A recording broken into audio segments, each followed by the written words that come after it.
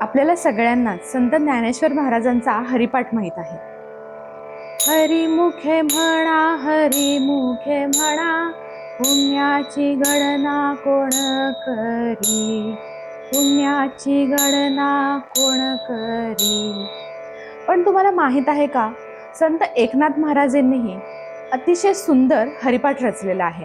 आज आपण त्या हरिपाठातील एक अभंग आणि त्याचा सोपा भावार्थ जाणून घेणार आहोत।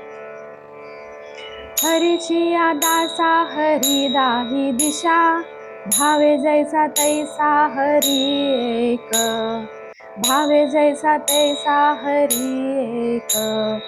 हरिमुखी गाता हरपली चिंता, त्या नाही मागुता जन्म घेणे, त्या नाही मागुता जन्म घेणे।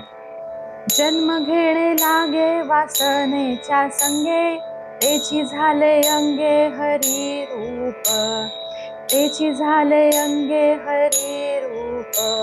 हरी रूप झाले जाणीव हरपले, नितूपणा गेले हरीचे ठाई, नितूपणा गेले हरीचे ठाई। हरी रूप ध्यानी हरी रूप मनी, हरी रूप ध्यानी हरी रूप मनी, एका जनार्दनी हरी बोला, एका जनार्दनी हरी बोला। या अभंगाचा अर्थ एवढाच आहे, जो भक्त मनापासून हरिनाम घेतो त्याला सर्व दिशात हरीचेच दर्शन घडते। हरिनामामुळे चिंता नाहीशी होते, वासनांचा क्षय होतो आणि मीपणाचा म्हणजेच अहंकार विरघळून मन पूर्णपणे हरिमय होते। तुम्हाला संत एकनाथ महाराजांचा हा हरिपाठ आधी माहित होता का, हे मला कमेंट्समध्ये सांगा।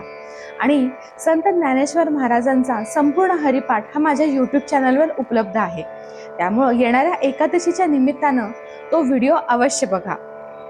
रामकृष्ण हरी। नमस्कार।